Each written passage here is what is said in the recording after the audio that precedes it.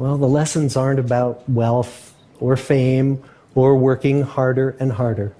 The clearest message that we get from this 75-year study is this: good relationships keep us happier and healthier, period. We've learned 3 big lessons about relationships. The first is that social connections are really good for us and that loneliness kills.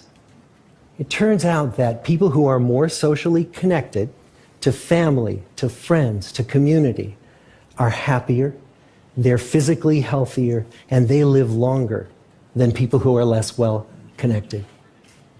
And we know that you can be lonely in a crowd and you can be lonely in a marriage. So the second big lesson that we learned is that it's not just the number of friends you have, but it's the quality of your close relationships that matters. It turns out that living in the midst of conflict is really bad for our health. High conflict marriages, for example, without much affection, turn out to be very bad for our health, perhaps worse than getting divorced. And living in the midst of good, warm relationships is protective. The people who were the most satisfied in their relationships at age 50 were the healthiest at age 80.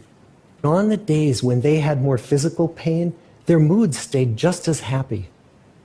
But the people who were in unhappy relationships, on the days when they reported more physical pain, it was magnified by more emotional pain.